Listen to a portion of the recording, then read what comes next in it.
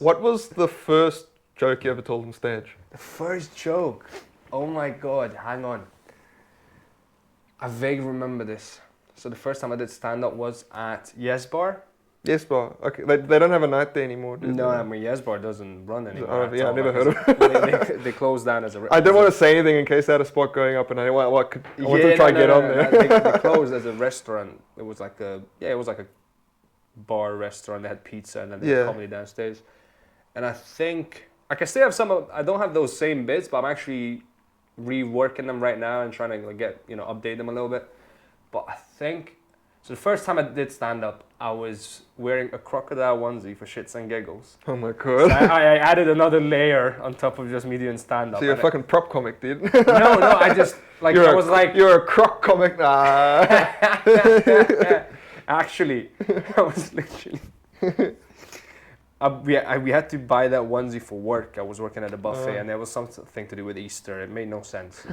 And I bought this onesie and I was walking down Glasgow with my friend and I looked at my friend and I was like, watch this. And I literally asked people, you want to see my crocodile? She was like, stop saying that to people. I was like, imagine if I said, you want to see my croc?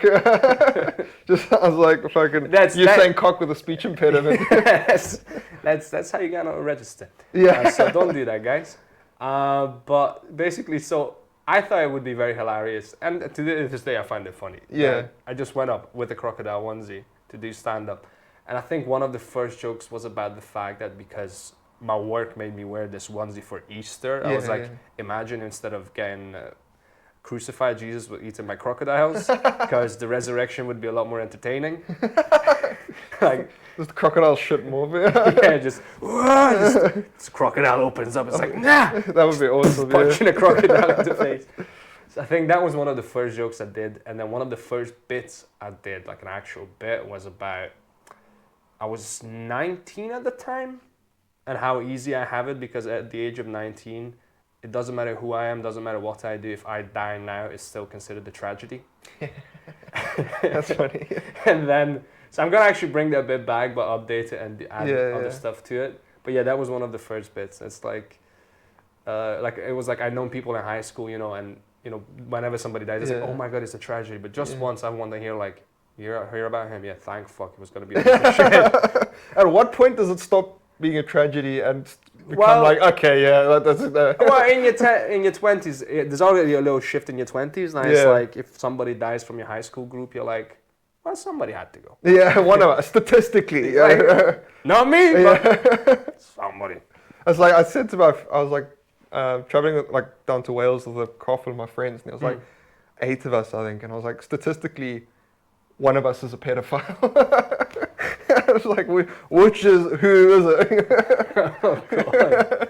I mean, yeah, that's the classic comedian, stand-up joke of like, it's hacky, 4 out of 5, or like 1 out of 5, then 1, 2, 3, 4.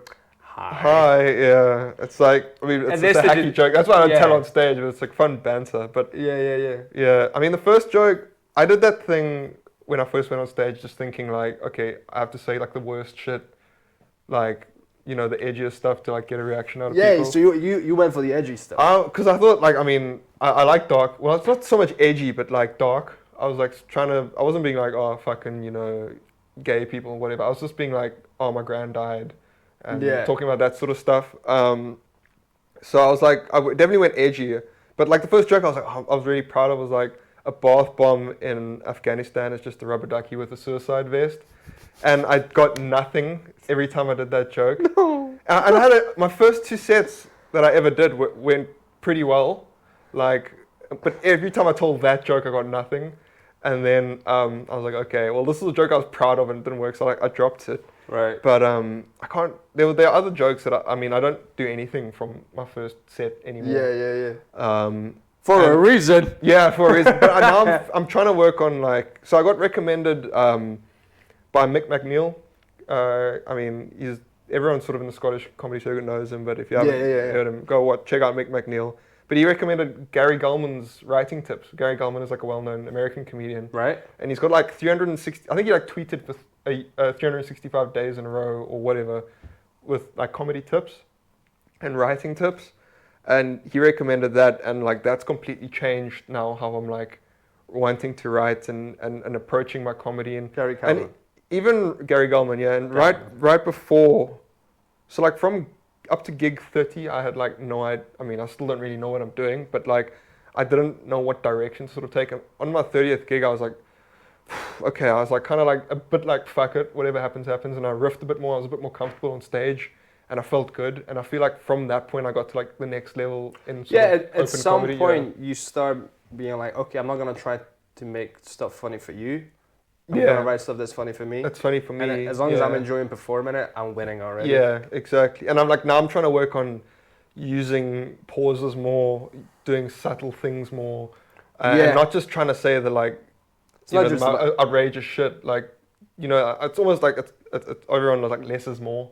You know, and now I'm trying to like do that. I'm kind of feel like I'm getting a bit more traction now as I go along. You know, so Good. feeling good about. Yeah, no, comedy. I'm absolutely like I had a weird sort of journey with comedy because I did it back in 2014. Like I did think around 8 gigs, Yeah, and then I took 8 years off to focus on my acting stuff. yeah. Because you're good friends with Peter Wattek, aren't you? Because you said Well, you guys worked together for. Well, we used to work together. I'm not going to name the company, you know, because I don't want to get sued or you know just. Yeah, look yeah. like- I'm still. I know where it I is. still yeah. work there, right? But Can yeah. I say Asian fusion restaurant? Nah, you're already. Calm down now, sir. Calm down now, sir. But basically, I hope there's more than one of those in Glasgow. Yeah, no, they definitely are. Hold on, I need to stop incriminating myself. I plead the fifth. I say nothing. Right, Epstein. I plead the fifth. Right. Yeah. So actually, I met him working in the same Yeah. company. But basically, I just wanted to focus on my acting for like a solid 8 years, and then I Yeah. got to a level where I was like, I'm comfortable with my acting skills are now, Yeah. and I'm like ready to go back into comedy. So I started writing, and I started this February. Yeah. But it's definitely helped me so much. With the acting, you think? Yeah, with the acting with the comedy because like Yeah.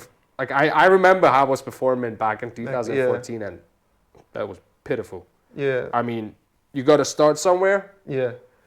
I started at the bottom. Sort of, yeah. So what was it like getting on stage again after 8 years? I mean, were you feeling more confident after the acting experience? Because I've sort of changed how I go about it because I have a different sort of goal. I'm not trying to make people laugh as much. I'm trying to like, and it's like I want to share my funny with them as opposed to if you laugh, great. If you don't laugh, great. I'm still doing my stuff. Yeah, yeah, yeah. Either way. Yeah. And I'm having fun doing my stuff. Yeah, yeah, yeah. So it's a lot more relaxed, and it's not. I don't become like it's not. I'm not more confident. I'm just more okay with people not laughing, and that just gives me that just that leeway of doing whatever I want to do. Well, I saw. I'm a big podcast fan. I listen to a lot of like comedy podcasts, and Bobby Lee was saying open mics aren't there to get laughs. It's there to craft you as a comedian. Yeah. So like obviously, I mean, I think he was just being sort of like saying you're not going there for the laughter. You're going there to get better. If you know what I mean. Yeah, so yeah. Obviously, because you bomb so often, and not every joke works. You go there to get your reps and learn how to do this. Learn how to structure a joke. So like I go about it that way in terms. But of I think some of it is just learning to be okay with bombing, or just having some of the crowd not laughing at you. Yeah, not everyone's gonna like you. Like And that's how I go. the best gig you ever have. I will find one person that doesn't think Yeah, you're yeah. that funny. Well, I think there's like 80%. Like you don't want everyone to like you because then.